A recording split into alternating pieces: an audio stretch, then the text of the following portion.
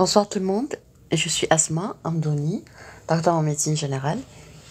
Ce soir, je vous invite à découvrir ensemble la beauté de l'âme et on va découvrir ensemble comment peut-on fuir de tous les moments et puis comment peut-on décrocher et arracher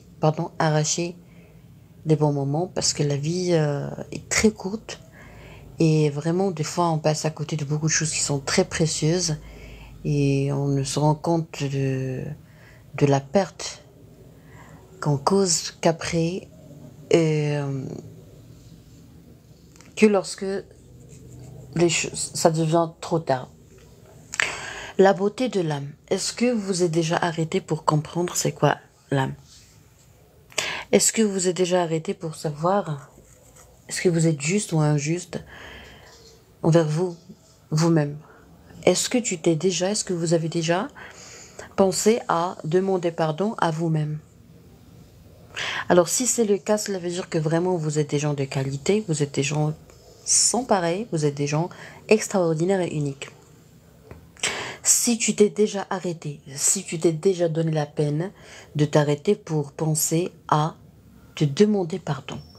Par exemple, je m'appelle Asma, je dois normalement m'arrêter de temps à autre pour me dire je suis désolée Asma, je te demande pardon Asma, parce que j'ai pas été juste avec toi, j'ai pas été honnête avec toi, j'ai pas su comment prendre soin de toi. Est-ce qu'il y a quelqu'un parmi nous qui a l'audace, qui a le courage de dire que il n'a pas été à la hauteur avec lui-même?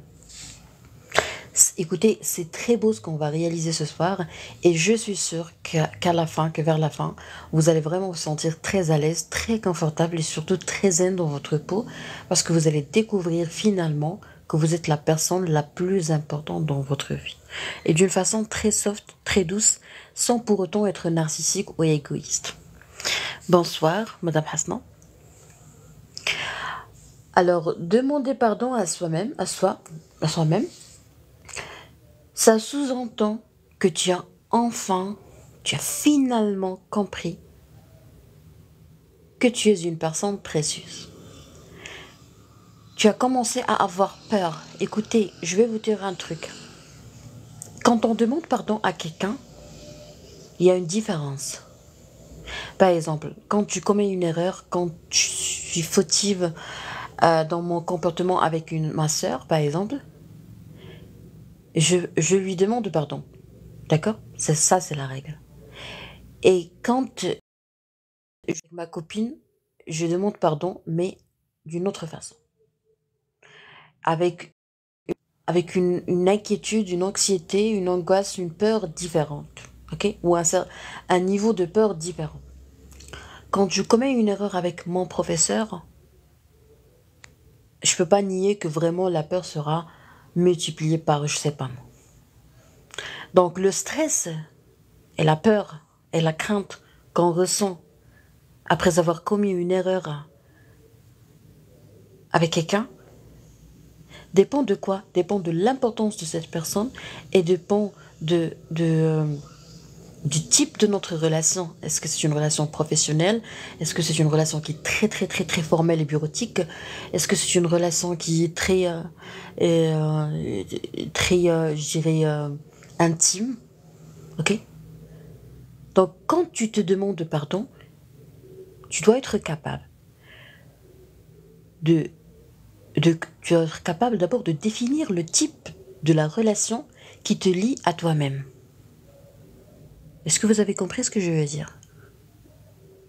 C'est-à-dire que, est-ce que tu vas te demander pardon comme si tu vas le demander à ta sœur, ou est-ce que je vais demander pardon à moi-même de la même façon, la façon dont je vais demander pardon à mon professeur, ou à un senior, ou à quelqu'un que je respecte, ou à quelqu'un que vraiment je ne veux pas, je veux absolument garder mes limites, si vous voulez. Alors ça, c'est une grande question. Donc, quand je me dis, Asma, tu dois apprendre à te demander pardon, il faut d'abord définir et identifier le type de relation qui me lie à moi-même. Alors ce soir, on va essayer de découvrir ensemble quels sont les différents types de relations qui me lient à moi-même. Pourquoi? Parce qu'il y a des différences. Il y a plusieurs types de relations ou d'aspects de relations qui me lient à moi-même. D'accord? Je vais lire quelques commentaires avant de poursuivre mon analyse. Bonsoir mon docteur. Bonsoir monsieur Karim. Bonsoir monsieur Zakaria. Alors, demander pardon à soi-même. Pourquoi est-ce que je dois demander pardon à Asma, par exemple? Ou monsieur Zakaria, pourquoi vous allez demander pardon à monsieur Zakaria? Parce que vous avez été injuste. Comment peut-on être injuste avec quelqu'un? Premièrement, le manque de respect. D'accord? Deuxièmement, quand quelqu'un fait de nous une priorité alors que lui n'est pas prioritaire dans notre vie, on va essayer de citer quelques exemples de fautes ou d'erreurs pour lesquelles on doit demander pardon. D'accord? De façon très gentille. On va être très gentil ce soir. C'est une bonne initiative de parler en français. Merci, docteur. Je vous en prie, Sidi Amin. Merci pour l'encouragement. Alors, on va ouvrir une toute petite parenthèse pour essayer de donner quelques exemples des erreurs et des fautes qu'on peut commettre, ok? Et après lesquelles on doit absolument, et pour lesquelles on doit absolument demander pardon. Alors, pourquoi je peux demander pardon à quelqu'un? Premièrement, cette personne me prend pour une priorité alors que lui, je ne l'ai pas traité d'une façon, je ne l'ai pas pris pour une priorité, ok? Alors, deuxième chose pour laquelle je dois absolument demander pardon à quelqu'un, j'ai pas été ponctuel. Demandez le pardon sans toucher votre dignité, bien sûr. Alors là, Sidi Amin, je pense que vous venez de rejoindre notre live. Alors, on veut absolument apprendre à demander pardon à nous-mêmes. Et là, on est juste en train de citer quelques exemples des cas où on demande pardon aux gens, de façon très gentille, ok? Par exemple, on a dit premièrement, on n'a pas pris quelqu'un on n'a pas considéré quelqu'un comme prioritaire alors qu'on est une priorité dans sa vie. Deuxièmement, je peux demander pardon à quelqu'un parce que j'ai pas été ponctuel avec lui. Troisièmement, je peux demander pardon à quelqu'un parce que je lui ai manqué du respect sans faire attention. D'accord? Oui, c'est noté, docteur. D'accord. Alors, quatrièmement, je peux demander pardon à quelqu'un parce que j'ai pas pu assister à un événement assez important pour lui, parce que j'ai mes raisons. Quatrièmement, je peux avoir oublié quelque chose. Ok, l'oubli c'est très humain, mais l'oubli quand il est répétitif et quand l'oubli est quand on n'est pas sincère, ça c'est autre chose. Alors quelqu'un qui est honnête et qui a oublié, ça arrive. Et je pense que c'est clair, hein. Pour les gens matures, c'est clair que vous avez oublié. Mais des fois, il y a des gens qui sont malhonnêtes, des gens qui recourent au mensonge pour cacher quelque chose, les manipulateurs et tout. Donc ça, c'est pas notre sujet. Ce soir, on est vraiment zen. On va parler avec les belles âmes, ok? Bonsoir, docteur Asma. Bonsoir, Sidi Mohamed. Alors, je vais imaginer quelques cas très très gentils dans lesquels on peut demander pardon à quelqu'un. Par exemple, quelqu'un m'a demandé, m'a sollicité pour que je l'aide, par exemple, et j'ai pas pu répondre présente, j'ai pas pu répondre à sa demande parce que j'ai mes raisons, ou je l'ai aidé partiellement, ou j'ai réalisé une toute petite partie de sa demande. Ok, donc je peux demander pardon et donner des explications de façon très très douce, très gentille. Je peux demander pardon à quelqu'un parce que j'ai oublié de l'inviter à un événement à cause du stress. Ça arrive. Des fois, on oublie d'inviter des gens qui sont très importants. Pourquoi? Parce qu'on était stressé. Par exemple, c'est le jour de ton mariage, pas le mariage, mais le jour de tes fiançailles. Et puis, j'étais par exemple très, très, très pressée, très stressée, très occupée. Il y avait des surprises. Des surprises, c'est-à-dire, j'ai été déçue parce que, je sais pas, un truc n'a pas été bien fait ou il y avait un retard ou je sais pas moi, donc vraiment j'ai été perturbée, du coup j'ai oublié d'appeler quelqu'un, donc ça arrive. Normalement il faut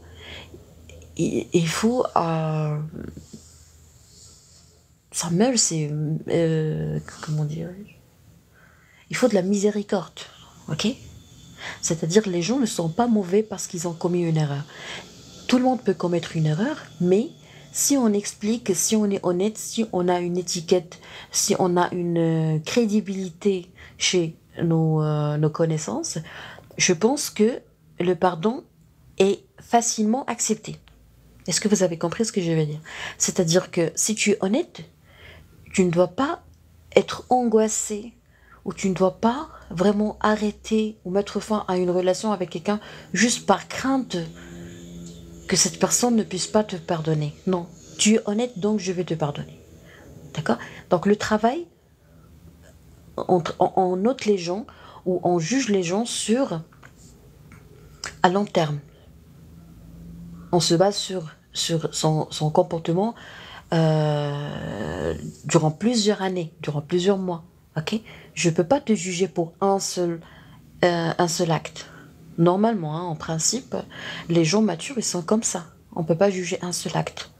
Sauf si on est malade, sauf si on a un problème de santé qu'il faut absolument diagnostiquer avec des professionnels et tout.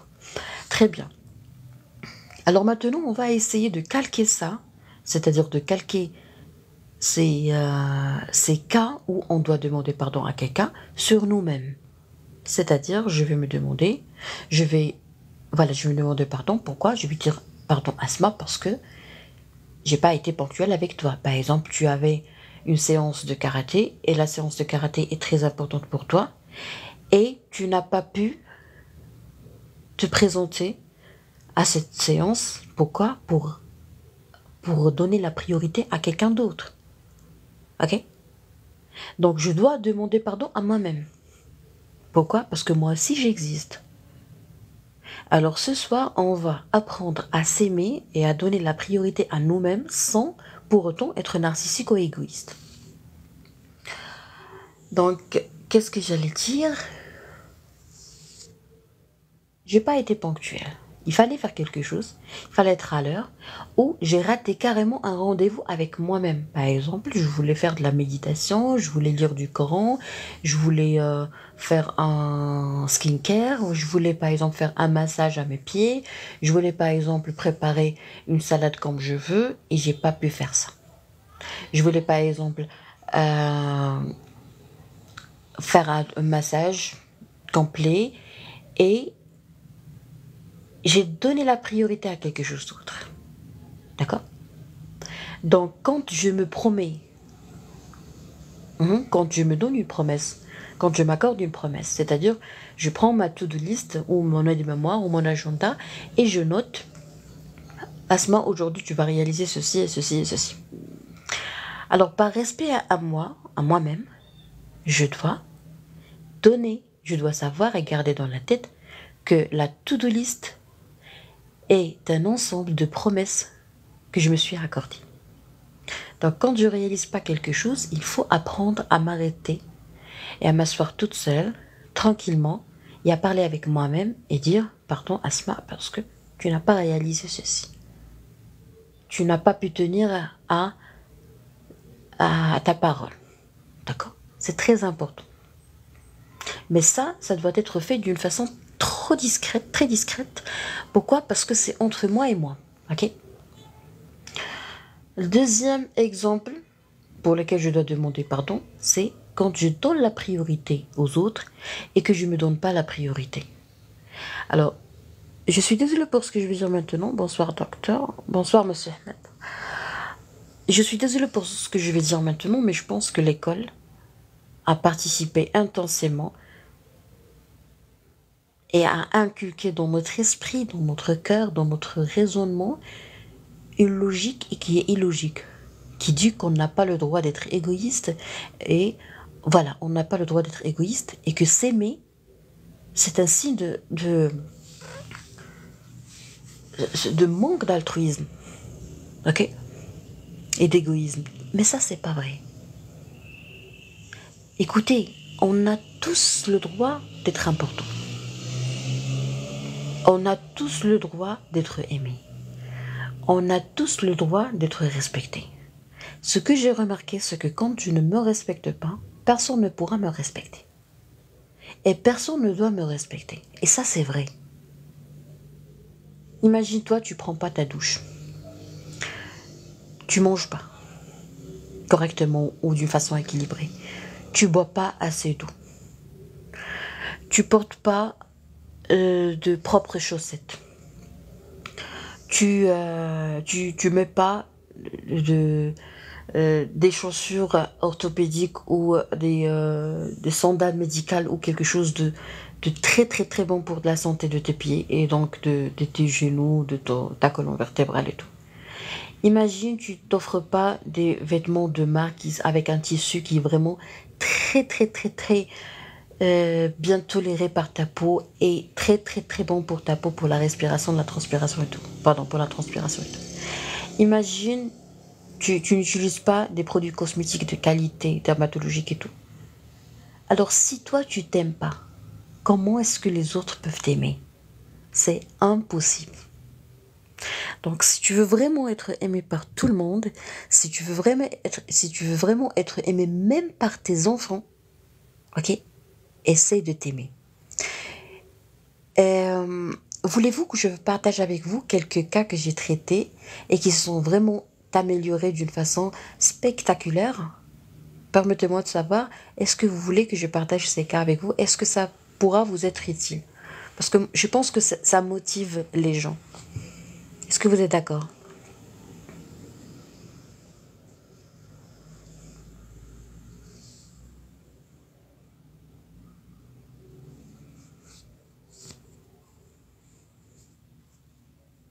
Oui, s'il vous plaît. Avec plaisir, Madame Hasna.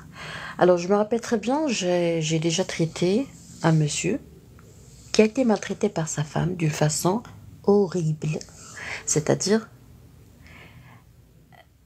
il a été agressé physiquement par elle, il a été giflé, je pense. Et puis, elle l'insultait, ok? Moi, je peux pas dire que le monsieur est gentil parce que j'ai pas interrogé les deux. Donc, quand on n'interroge pas les deux, on n'a pas le droit de juger. Et déjà, le jugement est divin, ok? Mais l'essentiel, c'est que ce monsieur était dans un état de déception et de désespoir sans pareil. Vous savez, je l'ai examiné, je l'ai traité sur le plan physique et tout. Il avait un problème physique. Et sur le plan relationnel et tout, je lui ai demandé de prendre soin de lui. C'est-à-dire, on a bien travaillé sur le côté vestimentaire.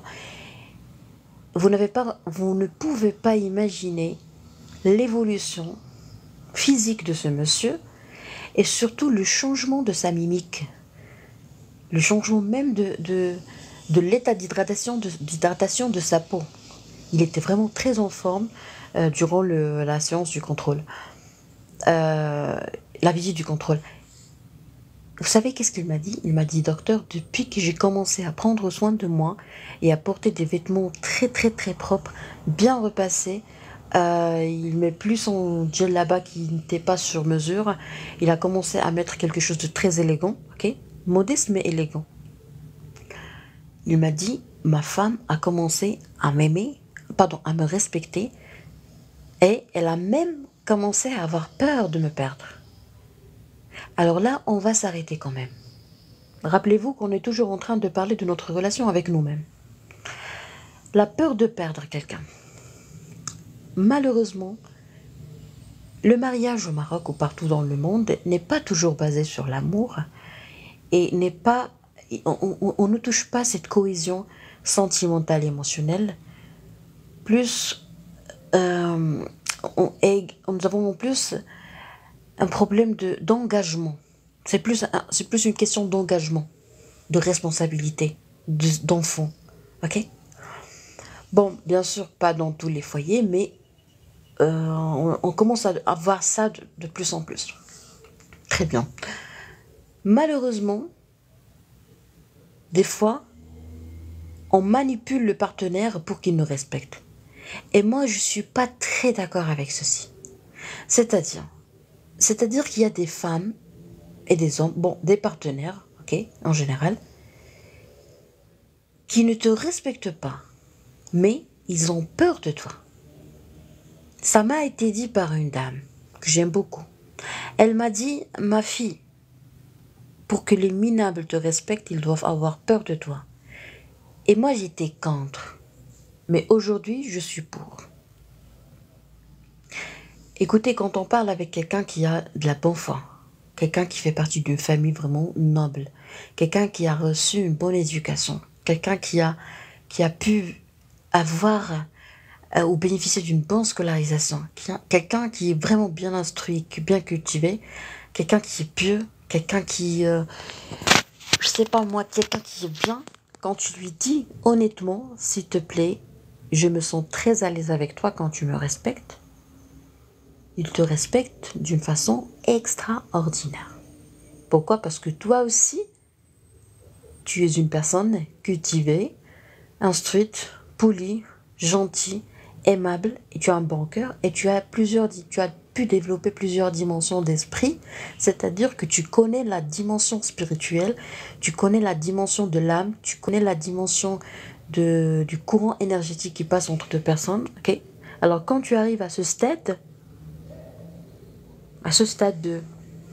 haut stade, si vous voulez, au haut niveau d'éducation et de culture, quand quelqu'un te respecte, bonsoir docteur, bonsoir Lalana, non, ça fait plaisir. Alors quand tu arrives à ce niveau, et quand vous rencontrez quelqu'un qui est du même niveau que vous,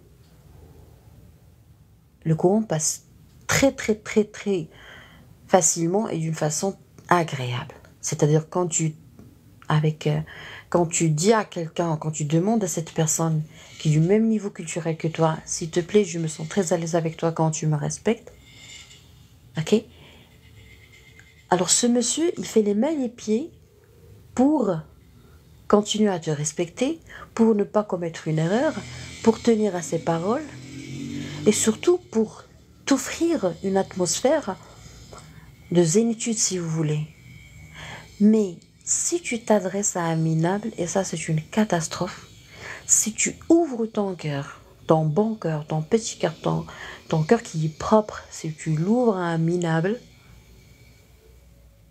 et si tu demandes à un minable de te respecter, qu'est-ce qu'il va faire? Il va te manipuler, il va se croire puissant, il va se croire fort, il va se croire très intelligent, et il va te gâcher la vie. Pourquoi? Parce qu'il n'a pas les moyens de comprendre ce que tu as dit. Est-ce que vous avez compris ce que je veux dire? Moi, quand j'étais très jeune, je croyais qu'il y avait des gens mauvais et des gens bons, des gens bons. Je croyais qu'il y avait des gens bons, des types bien, il y a des mauvais. Non. En fait, plus j'avance, plus je fais de la lecture, plus j'avance dans ma pratique professionnelle, plus je comprends que les gens ne sont pas mauvais, même les pervers narcissiques ne sont pas mauvais. Ils sont dangereux, oui. Mais j'ai retiré le mot mauvais de ma tête. Pourquoi? Et je l'ai remplacé par un mot très beau. C'est quoi? Cette personne est incapable d'être respectueuse. Et ça, c'est une définition que j'ai trop aimée. Pourquoi? Parce que quand j'ai la certitude, quand je suis vraiment persuadée que cette personne est incapable d'être bonne avec moi, premièrement, j'arrête toutes mes tentatives de changer cette personne, j'arrête toutes mes tentatives d'aider cette personne, j'arrive toutes mes tentatives d'essayer de comprendre pourquoi il m'a fait ceci, pourquoi il m'a fait cela. Et ce sont toutes des techniques qu'on utilise avec nos patients pour les aider à arrêter le processus de souffrance. Et les schémas répétitifs. Et le cercle vicieux, bien bouclé. Si tu veux arrêter la peine, tu dois vraiment détruire ce cercle vicieux. Tu ne dois pas continuer de réfléchir ou de penser de la même manière. Ok? Alors, maintenant, qu'est-ce qu'il faut faire? On va revenir à notre sujet. C'est-à-dire, on va calquer ça sur nous. C'est-à-dire, si en cas de conflit ou de malentendu avec quelqu'un, il faut toujours se demander, est-ce que cette personne, avant de demander pardon à quelqu'un, il faut toujours se demander, est-ce que cette personne va comprendre mon pardon? Est-ce qu'elle a de la bonne foi? Est-ce que c'est quelqu'un de propre de l'intérieur? Si c'est le cas, je peux tout lui expliquer. C'est-à-dire, je vais lui dire, pardon parce que je t'ai vexé, je ne l'ai pas fait exprès, mais quand tu m'as dit ça, tu m'as vraiment touché. Pourquoi? Parce que j'ai la certitude que cette personne ne va plus reprendre cette erreur et ne va plus me vexer, et ne va plus me toucher. Mais on n'a pas le droit de demander pardon à quelqu'un et de lui expliquer exactement ce qui nous a causé dans notre petit cœur s'il s'agit d'une personne manipulatrice ou s'il s'agit d'un pervers narcissique ou s'il s'agit de quelqu'un qui a un cœur, comme on dit en arabe, un cœur noir. Pourquoi? Parce que c'est comme si tu as donné à quelqu'un une autre balle pour te tuer. Il t'a raté la première fois et puis tu lui donnes un pistolet avec une autre balle pour te tuer. Parce que tu vas dévoiler tes points faibles. Alors c'est ça le comble et c'est pour ça qu'il y a plusieurs personnes qui baignent dans la dépression pendant longtemps ou qui baignent dans l'addiction dans la dépendance pendant longtemps.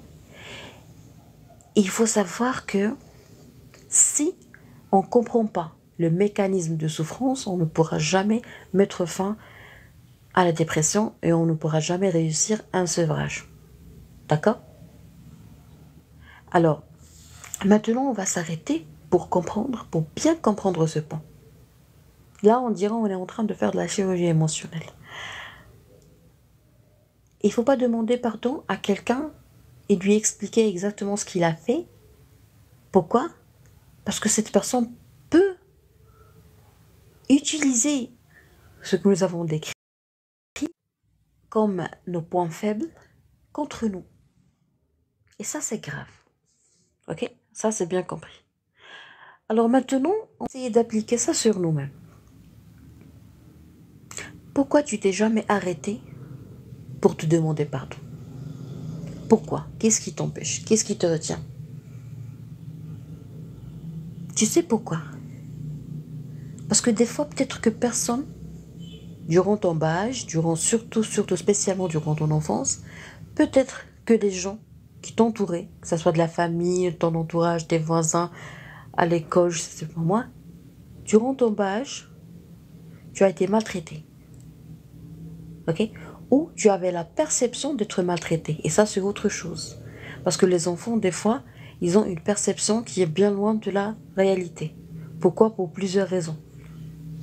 Et ça, c'est à discuter avec le pédopsychiatre. C'est-à-dire le psychiatre des enfants.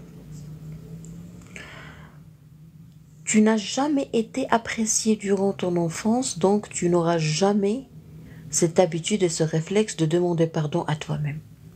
Tu n'as jamais été respecté et apprécié durant l'enfance et on a été injuste avec toi et on n'a jamais demandé pardon. Donc, ton corps, ton cœur, ton cerveau, ton inconscient se sont habitués, ok, se sont programmés pour tolérer la maltraitance, pour tolérer la malveillance, pour tolérer l'impolitesse. Et tu as été toujours invité à demander pardon. Pourquoi? Parce que durant ton enfance, tu as été un enfant obéissant. Ça, c'est une catastrophe. Alors, si tu as été un enfant obéissant, si tu as été un enfant à qui personne t'a demandé pardon, même si on a été fautif, quand tu vas grandir, tous tes complexes et tous tes handicaps vont grandir avec toi. Et tu vas les garder d'une façon inconsciente. Et la chose la plus méchante dans l'histoire, c'est quoi? C'est que des fois, il y a des gens qui deviennent plus agressifs. Tu peux devenir plus agressif. Tu peux devenir même injuste avec les gens. Et pourtant, au fond de toi, tu ne t'aimes pas, tu ne te valorises pas, tu te sens inférieur.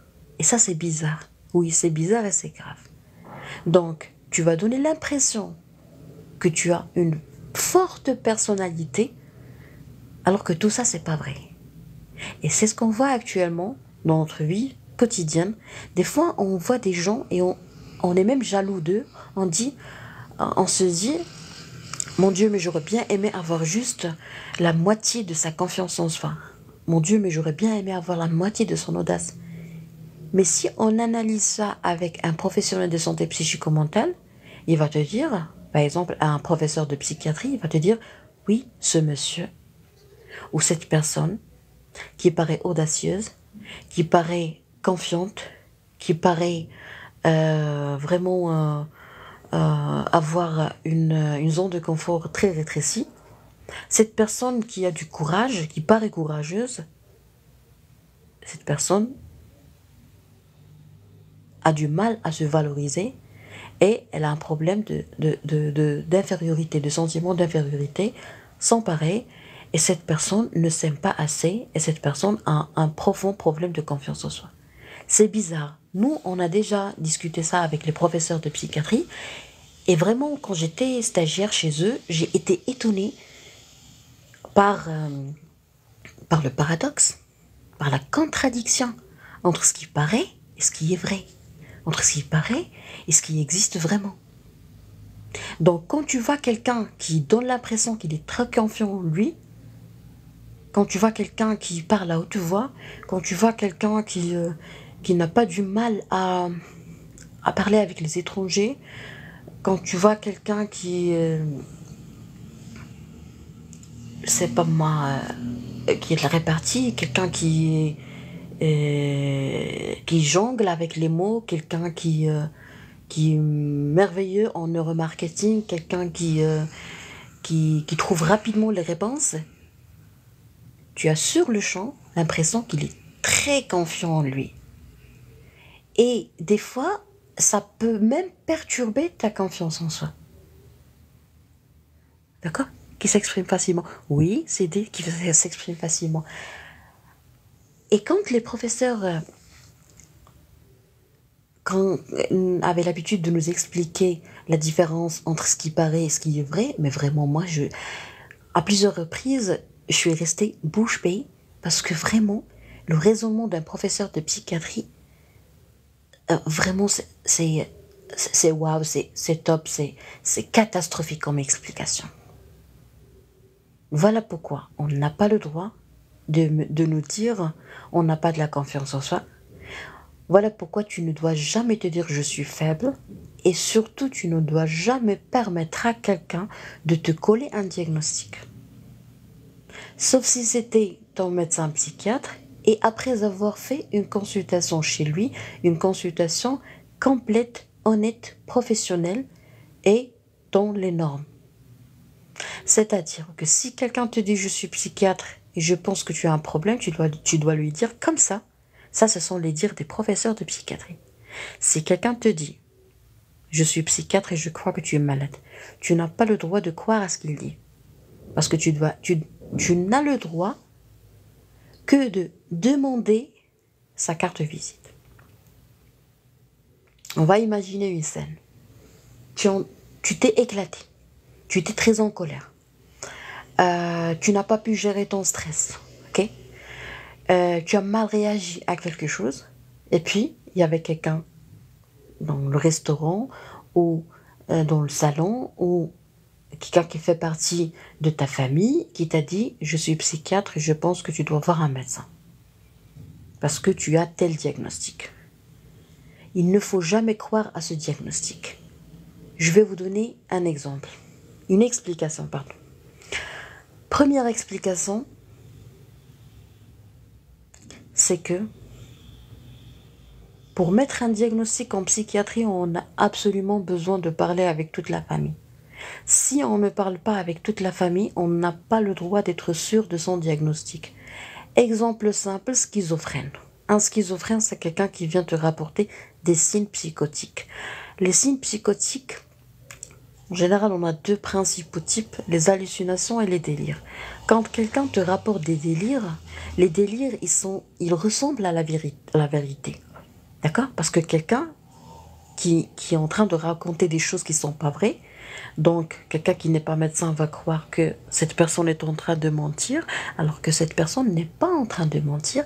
Cette personne est schizophrène, il est en train de vivre des expériences, il est en train de rapporter ce qu'il est en train de vivre. Il adhère très bien à ce qu'il dit. Et puis, ce qu'il est en train de raconter ressemble à la vérité. Par exemple, il te dit j'ai vu ma mère faire l'amour avec mon oncle paternel. Donc ça, c'est possible. L'inceste, ça existe.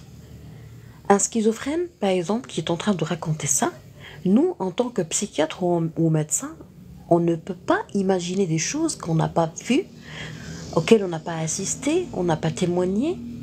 Donc on ne peut pas dire que la personne est en train de mentir et on ne peut pas dire que la personne est en train de raconter la vérité. Donc on est impuissant. On n'a pas la capacité et la possibilité, l'habilité pour dire que, pour croire à tout ce que notre patient nous raconte. Voilà pourquoi le psychiatre ne peut pas être sûr de son diagnostic comme ça, facilement, aisément. Voilà pourquoi les meilleurs psychiatres dans le monde et au Maroc, qu'est-ce qu'ils font? Ils convoquent toujours les membres de la famille. Il y en a qui critiquent ça. Moi, j'ai un ami qui m'a dit, Asma, j'ai besoin d'un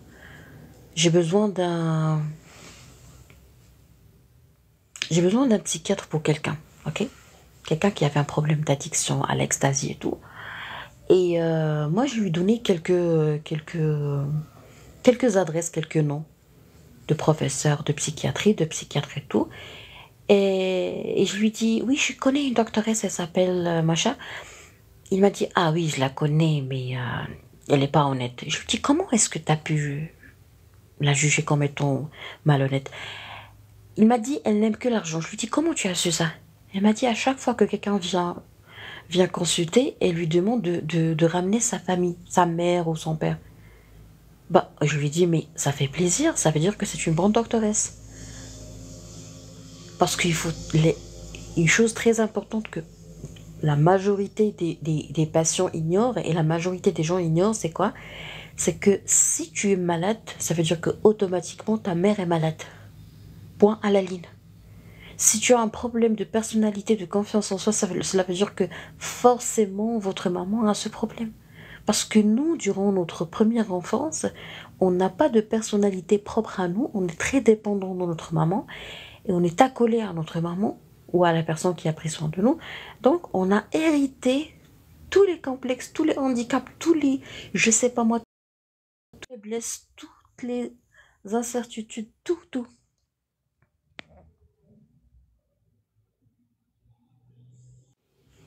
Tu ne peux pas être en bonne santé psychico-mentale si ta maman est malade sur le plan psychico-mental. Donc, si je veux te rendre un grand service, je dois absolument faire le travail d'un juge. C'est-à-dire, tu me racontes des choses, je dois m'assurer de ces choses-là, sans pourtant déclarer ou réclamer au patient ce qui se passe dans ma tête. Moi, je suis en train de chercher la vérité. Parce que si le psychiatre, le médecin, n'arrive pas à découvrir la vérité, ils n'ont pas le droit de mettre un diagnostic. Exemple, quand quelqu'un vient te dire « ma mère est une manipulatrice, ma mère m'a fait ceci, ma mère m'a fait cela », alors peut-être que la personne est en train de raconter la vérité, peut-être que la personne est en train de raconter, par exemple, un monsieur qui vient te dire mon épouse est une manipulatrice, peut-être que le monsieur est en train de raconter la vérité. Ok, peut-être qu'il a été victime d'une perverse narcissique. Ça existe. Peut-être que le patient avait un déplacement de sentiments, c'est-à-dire que quelqu'un d'autre lui a fait tout ça et lui, il s'est précipité à juger son partenaire comme si c'était une autre personne qui l'a toujours maltraité et manipulé. Peut-être que le patient est schizophrène. Il a un délire de persécution, il croit, il a toujours cette crainte et puis voilà. Donc peut-être qu'il s'agit uniquement d'un délire de persécution chez une personne, c'est un monsieur schizophrène. Peut-être que ce monsieur est paranoïaque. C'est-à-dire quelqu'un qui ne fait pas confiance aux gens et quelqu'un qui est sûr à 36 000% que son épouse est mauvaise, que son épouse est manipulatrice, que son épouse la trompe et il est juste en train de chercher la preuve. Ça, c'est grave. Le paranoïaque, vraiment, c'est quelqu'un qui ne doit pas se marier parce que jamais il sera heureux et jamais son partenaire sera heureux. Et finalement, peut-être que le patient est un pervers narcissique et qui est juste venu manipuler le médecin pour pouvoir décrocher un certificat ou une ordonnance pour faire avec tout ce qu'il veut. Alors, les professeurs en psychiatrie, ils sont très sages, ils sont très, voilà, très sages et très professionnels. Qu'est-ce qu'ils font? Ils font le travail d'un juge. Tu es en train de me raconter des vérités, des faits, ok? Moi, je ne suis pas un dieu, donc je ne sais pas qu'est-ce qui s'est passé. Pour savoir qu'est-ce qui s'est passé exactement, je dois convoquer les membres de ta famille. Et quand tu dis quelque chose et que ta mère dit l'inverse ou le contraire, il faut absolument une tierce personne, voire une quatrième personne. Et on a des techniques pour laisser le patient raconter tout ce qu'il a dans le cœur. Et on a des techniques de manipuler le patient pour qu'il déverse tout ce qu'il a avalé comme traumatisme, comme maltraitance, tout ce qu'il a entassé comme souffrance, comme peine, tout ce qu'il a comme pulsion, tout ce qu'il a comme colère. On a des techniques pour le laisser pleurer sur le fauteuil. Pourquoi c'est important d'apprendre à manipuler le patient? Pour avoir pour connaître la vérité. Et pour déverrouiller son inconscient. Quand on fait une hypnose, alors il y a plusieurs techniques de faire l'hypnose. Moi j'aime beaucoup le MDR, c'est-à-dire les mouvements des yeux qui suivent les yeux qui suivent les mouvements des doigts et de la main. Il y a plusieurs techniques d'hypnose. Et parmi ces techniques, nous avons une manipulation très douce, c'est-à-dire tu mets le patient dans une aise magnifique. Tu assures un confort magnifique. Tu mets le patient en confiance d'une façon extraordinaire. Tu déverrouilles l'enfant intérieur. Tu invites son enfant intérieur. Tu donnes le micro à son enfant intérieur pour qu'il parle. Ça, c'est le summum de la manipulation médicale pour traiter le patient. Pour hypnotiser le patient. C'est-à-dire le patient, quand il commence à raconter des choses, après il te dit « Mon Dieu, docteur, mais j'ai jamais cru que je me rappelle de ceci. » Parce que vraiment, nous, on oublie des choses. Ça, bon, le bon Dieu a bien fait les choses, de telle sorte à ce que les gens peuvent survivre. Parce que si on n'oublie pas aussi, voilà, on n'oublie pas partiellement ou au moins superficiellement les choses, on ne pourra pas survivre quand même. Parce que le traumatisme, c'est quelque chose qui est très dur. Quand je dis traumatisme, ça ne veut pas dire être violé, non. Traumatisme, ça veut dire tu as été comparé à un camarade de classe, tu as été comparé à une cousine, ok? Tu as été comparé d'une façon répétitive à une cousine, tu as été puni pour quelque chose que normalement ne méritait pas une punition. Bon, moi déjà, je suis contre tout type de punition pour n'importe quelle raison. Alors, une petite punition durant ton enfance peut t'avoir causé un traumatisme. Vous voyez? Nous, les êtres humains, on est très complexes. Ok? Alcosal. Alors, est-ce que vous avez compris combien c'est faux et c'est erroné et ce n'est pas accepté et acceptable de coller un diagnostic à quelqu'un même si on est des psychiatres? Parce que le psychiatre, il ne colle pas le diagnostic. Le psychiatre, il doit interroger, visualiser, faire une inspection, parler, discuter, déverrouiller, ok, l'enfant intérieur. Il doit explorer et exposer l'inconscient de la personne avant de coller un diagnostic. Donc si quelqu'un te dit « je suis psychiatre, tu as un tel problème », tu peux lui dire « non monsieur, je suis désolé.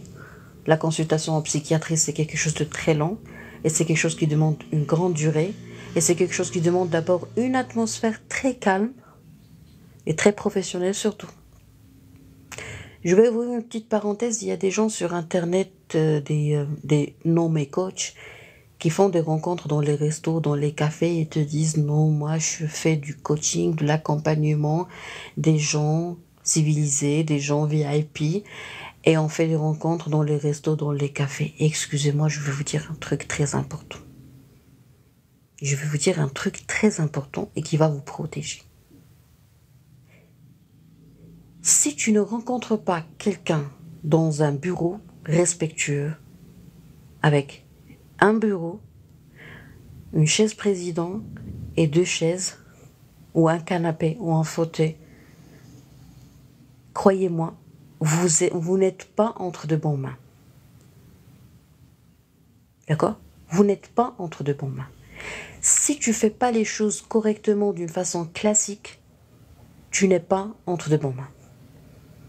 La preuve, c'est que sur Facebook, il y a une page, une fausse page, qui met toutes mes vidéos, tous mes lives en direct. Tu as l'impression que c'est moi, avec l'apparition des commentaires de façon instantanée et tout, et c'est pas moi. Et on a même mis les photos de médicaments que moi je connais même pas ces médicaments parce que c'est pas ma spécialité. Et on arnaque les gens.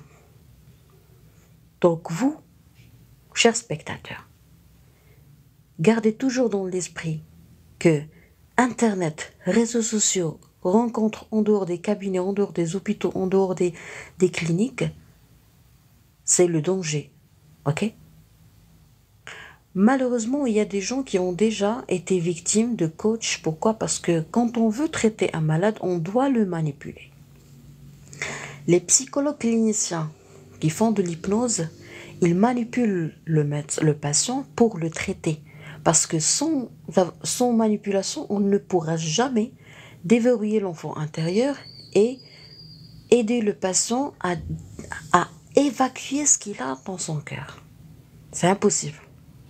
Ça, c'est la bonne manipulation qui doit être faite d'une façon professionnelle, toujours dans le respect et la politesse, et toujours dans une atmosphère très neutre. Et on ne doit pas parler sur WhatsApp, on ne doit pas parler sur Facebook avec le médecin, on ne doit pas entrer en relation avec le médecin. Alors, si les choses ne se déroulent pas de cette façon, cela veut dire que tu vas être victime de manipulation. La manipulation est toujours là. Tu es manipulé dans un bureau de psychiatrie ou de psychologie, ça c'est très bon pour la santé, pour évacuer tout ce que tu as comme saleté dans ton cœur, ok, et pour te traiter. Alors si cette manipulation dépasse le bureau ou se fait dès le début dans des cafés, dans des coins, dans je sais pas moi, dans des hôtels, ok, par des coachs, cela veut dire que automatiquement vous allez être sujet d'abus sexuels. Et ça, c'est très méchant. J'ai déjà vu ça. J'ai déjà traité des victimes de coach qui ont vécu des relations d'amour ou des relations sexuelles. Pourquoi? Parce que le patient s'est attaché, le malade s'est attaché d'une façon extraordinaire à ce coach qui l'a manipulé. Est-ce que vous avez compris mon message? Pour traiter, il faut manipuler. Si tu as été manipulé par un professionnel de santé mentale, tu seras entre de bonnes mains. Tu auras des papiers, tu auras un document, tu auras une ordonnance, tu auras un dossier, tu auras une fiche malade signée avec cachet et tout. Mais quand tu es manipulé par un coach que tu as trouvé sur Internet et qui n'a pas de cabinet et que tu l'as rencontré dans un hôtel, dans un café, dans un motel, je sais pas moi, alors, à ce moment-là, je pense que tu t'exposes à un grand risque. Je te donne raison parce que tu es victime, parce que tu es patient, mais tout ce que je peux faire, c'est de sensibiliser. Okay? Tu es très vulnérable. Un malade, c'est quelqu'un qui est très faible, qui est très, très, très vulnérable. Et qu'on doit le protéger. Okay? Avant la survenue de la maladie. C'est-à-dire durant l'enfance dans les écoles. C'est ça mon projet que je n'ai pas pu réaliser au Maroc. Et ça m'a fait de la peine. Bon. J'aimerais pas faire de la tragédie. Il faut absolument sensibiliser les gens avant que ça soit trop tard. Parce qu'une fois le patient est en dépression, il ne pourra pas comprendre ce qu'on est en train de lui dire. Pourquoi? Parce qu'il est assoiffé. Il a besoin d'aide, il a besoin d'eau, il a besoin...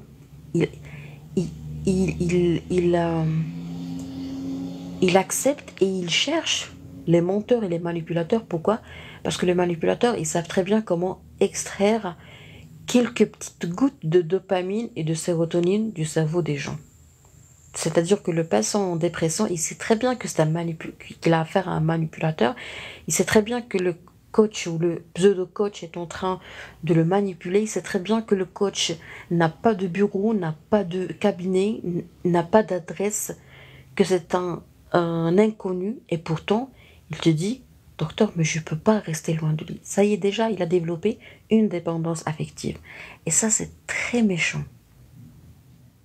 En médecine, on traite les gens sans dépendance. Des fois, on est même amené à dire aux patients, faites très attention, je suis ton docteur, si tu n'es pas à l'aise et si tu as le sentiment de commencer à m'aimer, alors là, je vais te confier à un confrère du même sexe que toi, comme ça, on ne va pas jouer avec tes sentiments. Il faut être honnête avec le patient, ok? Même si des fois, il y a des patients qui sont des manipulateurs, mais au moins, nous, on est clair avec les gens. Je pense qu'il y a des commentaires à lire. Oui, docteur, merci. Le meilleur traitement est la salade et lire le Coran. Allah la guérison. Alors, madame la modératrice, je vous en prie, je vous prie de bien vouloir bloquer monsieur Hicham, parce qu'il est en train d'appeler les gens à faire la prière, et nous, on n'est pas en train de parler de la religion ici. C'est interdit de parler de la religion. Ok? Parler de la religion, c'est-à-dire qu'on n'a rien dans le crâne. Ça m'a été dit par un grand monsieur qui est décédé, que son âme repose en paix, un musulman. Il m'a dit, ma fille, quand quelqu'un te parle toujours de la religion, il faut savoir qu'il n'a rien dans le crâne. Monsieur, je suis docteur, je suis en train de parler avec tout le monde. Je suis là pour parler avec toute personne qui a besoin de moi, qu'elle soit catholique, athée, juive ou je sais pas moi. On n'est pas en train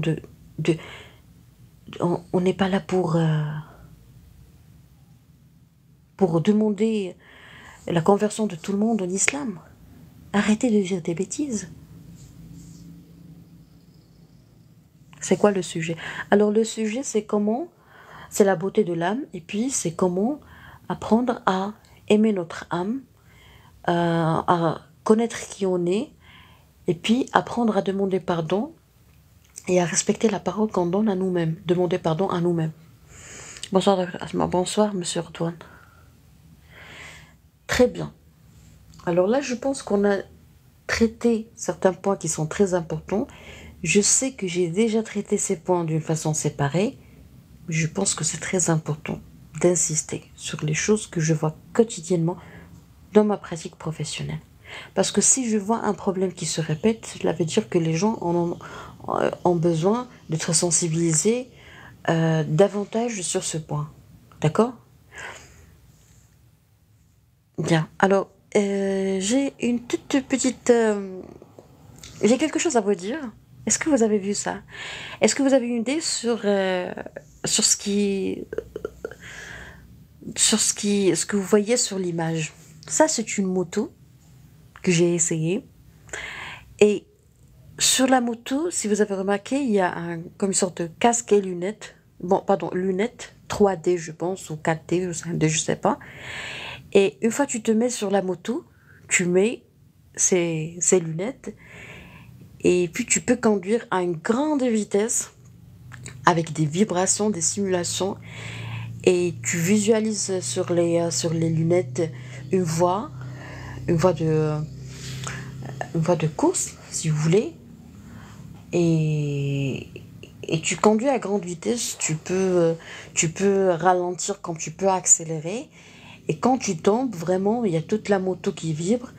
Il y a des effets physiques et mécaniques qui sont extraordinaires. Et vous ne pouvez pas imaginer la bouffée de chaleur et puis la poussée d'adrénaline que j'ai eue.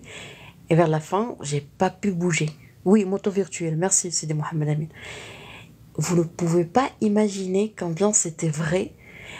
Et j'ai pas pu bouger ni mes cuisses ni mes mollets. J'étais vraiment crispée et accolée à la moto.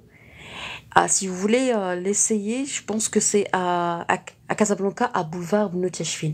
Il y a un mall, il y a un Marjan, et puis il y a un mall à l'intérieur où on a comme une comme Walt Disney, si vous voulez, un espace pour les enfants, un grand espace où on peut jouer, on peut faire tout ce qu'on veut, de tamponneuse, tout ce qu'on veut.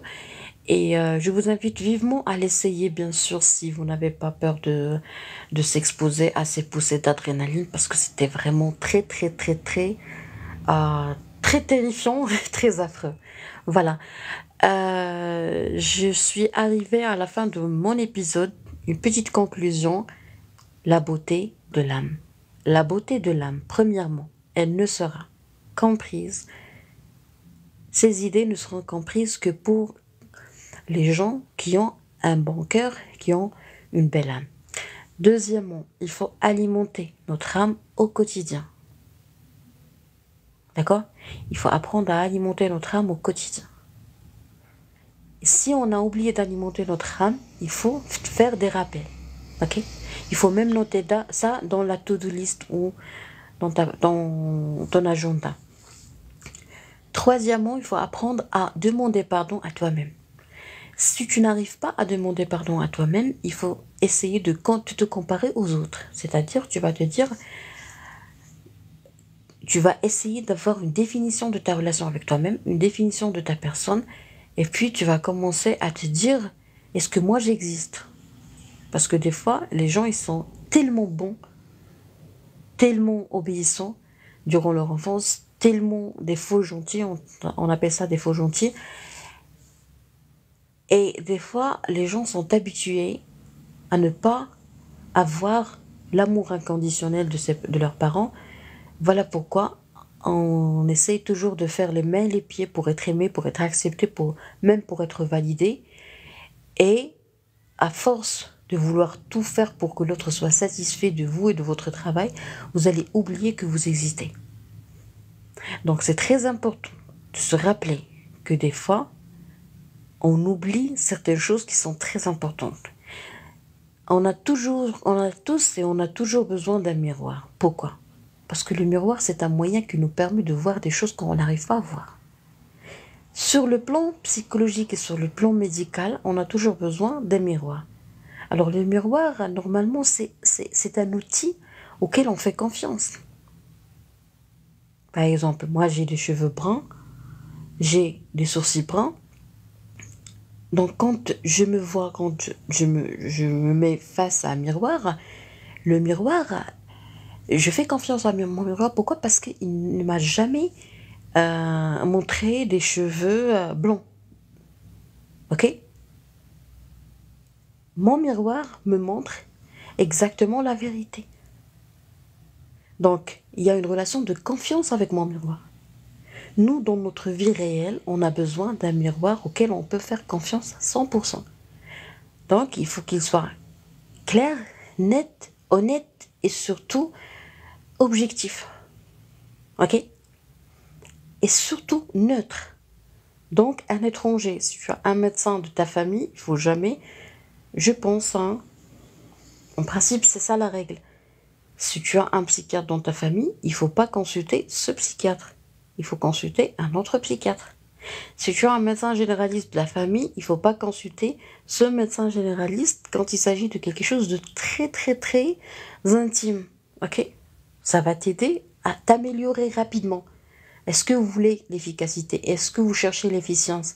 Eh bien, essayez de solliciter les étrangers. Étranger, c'est-à-dire quelqu'un qui ne fait pas partie de ta famille. D'accord? Donc, une fois que tu as un miroir de ton âme, un miroir de ta vie, un miroir de ta personne, un miroir de ta relation avec toi-même, croyez-moi, à ce moment-là, vraiment, vous allez vous sentir en sécurité, accompagné, guidé et vraiment encadré. Et ça, c'est merveilleux, c'est très beau. Donc, il y a 2 commentaires que j'ai pas lus. Bonjour Nesma Mdoni, bon week-end, santé, douleur, Dieu vous protège, à bientôt. Et pourquoi la douleur, si Saïd? Merci, c'est gentil quand même. Un ami confident peut jouer le rôle d'un miroir. Jamais, monsieur Radouane. Jamais. Jamais. Écoutez, je vais vous dire un truc. Vous savez, moi, je pense que je devais travailler dans la gendarmerie royale. Parce que moi, je suis très soucieuse en matière de sécurité. Je préfère 1000 fois la sécurité. Si ton ami est un miroir, dans certains points, oui, on a besoin d'un ami. Mais pas tout. Tes faiblesses, tes péchés, tes délits, tes erreurs, tes bêtises, je pense qu'il vaut mieux ne pas le raconter à un ami. C'est beau de partager, c'est beau d'avoir quelque chose en commun, c'est beau d'avoir des mystères entre nous, les amis. Ok? C'est beau, c'est très beau. Mais pas tout. Et quand on grandit, vraiment, on doit devenir plus discret. Parce que quand tu vas grandir, tu vas avoir une épouse et ton copain va avoir une épouse. Tu vas avoir des enfants et ton copain va avoir des enfants. Alors, à ce moment-là, c'est comme si on a une discrète divergence. Ok? Tu auras un petit monde à toi, c'est ton foyer, et il aura son petit monde à lui, c'est son foyer. Alors, plus on se sépare, plus on doit devenir discret. Quand tu racontes tout à quelqu'un, il risque de devenir jaloux ou bien il risque de te dévaloriser. Je pense qu'on n'a pas besoin d'être dévalorisé. Écoutez, c'est bien quand on partage une souffrance, on dirait qu'on va la diviser. Quand on partage une joie, on dirait qu'on va la multiplier. Ça, c'est vrai. Mais pas tout. Il faut pas tout raconter. Il faut pas que ta vie et tes secrets, il faut pas que tu sois une clé USB dans la tête de quelqu'un. Parce que comme ça, tu n'es pas libre, tu n'es pas indépendant et tu n'es pas fort à 100%. D'accord? On ne raconte pas tout. On laisse quelque chose pour nous. Il y a ce qu'on appelle de la psychothérapie comportementale ou la thérapie psychocomportementale, c'est-à-dire un psychothérapeute qui te montre comment faut-il gérer les choses. Et quand on travaille avec un psychothérapeute, parce que moi j'ai déjà fait ça, qu'est-ce qu'on fait? On prend notre agenda et on écrit exactement quelles sont les choses et les situations auxquelles on ne sait pas comment réagir. Ok? Et et le jour de la séance d'écoute ou de la psychothérapie avec le psychothérapeute, qu'est-ce qu'il nous dit? Il nous dit, voilà comment il fallait répondre et voilà, il fallait répondre à ceci. Alors, les psychothérapeutes américains, qu'est-ce qu'ils font? Ils sont merveilleux, avec tous mes respects à tous les psychothérapeutes. Ils sont merveilleux, pourquoi? Parce que on ne travaille pas uniquement sur comment réagir et qu'est-ce qu'il faut dire, non. On travaille avec eux les réactions sentimentales, c'est-à-dire, je lui dis par exemple, il va pas me dire, Asma, comment tu as réagi? Qu'est-ce que tu as fait? Il va me dire, Asma, qu'est-ce que tu as senti? Asma, est-ce que tu t'es senti menacé par ça? Vous voyez? C'est-à-dire, il y a deux choses dans la psychothérapie. Il y a comment tu as réagi, il y a il y a trois choses, pardon. Qu'est-ce que tu avais dans la tête comme idée, et puis qu'est-ce que tu as senti. Et en parallèle de tout ça, il y a la chimie. La chimie, c'est quoi? C'est quand quelqu'un t'a dit quelque chose, qu'est-ce que tu as eu dans ta tête comme idée, et qu'est-ce que tu as eu dans ton cœur comme sentiment. Et le sentiment et ce que tu as dans le cerveau vont être traduits à une modification chimique, c'est-à-dire cortisol, c'est-à-dire adrénaline, c'est-à-dire hyperglycémie, c'est-à-dire hypoglycémie, c'est-à-dire beaucoup de choses. Alors ça, c'est le top de la médecine générale 5 étoiles. C'est-à-dire, médecin généraliste 5 étoiles, c'est un médecin qui te prend en charge d'une façon générale et qui a une explication exacte de ton diabète. Voilà ce que je suis en train de chercher. Une explication exacte de toutes les causes et tous les facteurs qui t'ont poussé à développer un diabète et qui t'ont poussé à ne jamais avoir un diabète déséquilibré. Pardon. Vous voyez? 2 commentaires et j'arrête le live. Je suis tellement fatiguée et je suis sûre que vous aussi vous l'êtes. C'est clair, tout à fait. Merci madame. Je vous en prie, c'est dit. La vérité est un miroir cassé. Chacun prend une pièce, chacun voit leur vérité, exemple, philosophie. Ah, Aïe, aïe, aïe, aïe. Vous avez commis la plus grosse bêtise, monsieur Mohamed Amin. Moi, je ne traite jamais ce qu'a été dit par les philosophes, avec tous mes respects à tout le monde. Je comprends pas ça. C'est pas ma spécialité. Ça n'a rien à voir avec ce que j'ai dans la tête. Ça n'a rien à voir avec ce que je vois au quotidien chez les patients. Nous, on a fait médecine expérimentale. On ne croit qu'à ce que nous avons vu, ce que nous avons touché, ce que nous avons expérimenté, ce que nous avons cherché, ce que nous avons objectivé. Ok? Je vais vous raconter une anecdote.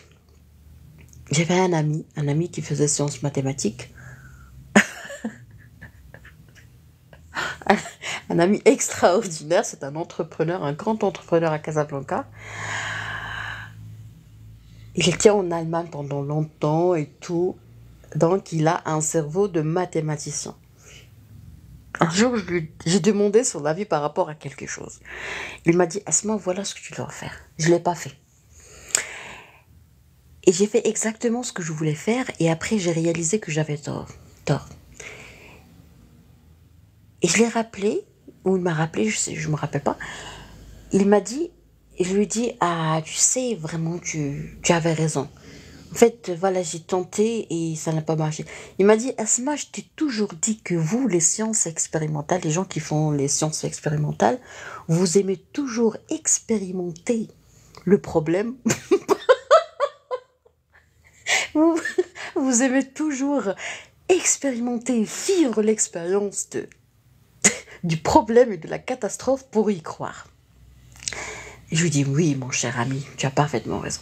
Voilà. Alors, tout ça pour vous dire, monsieur Mohamed Amin, que nous, on est comme ça. On croit beaucoup à ce qu'on touche, ce qu'on trouve, ce qu'on cherche. Et vous savez, en chirurgie, quand j'étais stagiaire dans le service de chirurgie, j'ai été amenée à faire ou à faire le travail d'un aide opératoire. Et j'entendais toujours les professeurs dire un mot très important. C'est quoi? Une expression très importante. Ils disaient toujours que la chirurgie, c'est l'exposition. C'est-à-dire, quand tu veux opérer un malade, tu ne dois pas ouvrir et traiter en aveugle. Non. Il faut ouvrir, il faut écarter, il faut visualiser, il faut prendre un prélèvement, il faut tout explorer. Et pour tout explorer, il faut une bonne exposition. C'est-à-dire que je dois bien voir. Je dois avoir l'accès à tous les organes pour pouvoir ne pas passer à côté d'un problème. Parce que si je passe à côté d'un problème ou si je n'ai pas une bonne exposition, je risque de toucher, de léser, de faire une plaie, une rupture, un trou quelque part. Et ça, c'est une catastrophe. Nous, en médecine générale, quand on suit ce raisonnement, mais vraiment, on ne pourra jamais rater un diagnostic et on ne pourra jamais commettre une erreur. Parce que ce qui est très important en médecine, c'est le raisonnement. Ok? Je peux ignorer une maladie très rare, mais si je fais un bon raisonnement, j'arriverai toujours à comprendre qu'est-ce qui se passe exactement. Et une fois que j'oriente le patient chez le spécialiste, on peut gagner 3 ans de souffrance. 3 ans. Vous savez, quand il s'agit d'un problème rénal, j'ai déjà participé à sauver des vies. Dieu merci. Bon, c'est le Dieu qui les a sauvés, mais sauver des gens de l'hémodialyse, c'est-à-dire de épuration extra-rénale, l'hémodialyse. Pourquoi? Parce que j'ai diagnostiqué précocement un problème de santé avant que ça soit trop tard. Pourquoi? En suivant le raisonnement, un raisonnement raisonnable et logique. Vous voyez? Voilà pourquoi j'avais l'habitude, durant mes lives en arabe, j'avais l'habitude d'être très ferme, voire très violente si vous voulez, quand quelqu'un me parle des philosophes, parce que la philosophie, je ne l'exerce pas dans ma pratique quotidienne. Vous voyez? C'est comme si on dirait un autre monde. Mon Dieu, il y a d'autres commentaires? T'as un beau sourire. Madame la modératrice, vous bloquez ce monsieur qui a dit t'as un beau sourire. Monsieur Radouane, je vous invite à je vous conseille de bien s'hydrater, c'est-à-dire 1,5 litre d'eau par jour. Ça serait très bénéfique pour vous. Parce qu'un cerveau bien hydraté est un cerveau qui est très zen, qui est en bonne santé. On ne parle pas du rire, monsieur. Mais en sciences humaines, c'est autre chose. L'être humain est compliqué. Vous bloquez ce monsieur compliqué. Mohamed Amin, vous êtes compliqué. Madame la modératrice, s'il vous plaît, vous. Il a parlé de la philosophie, je lui dis que c'est pas mon domaine.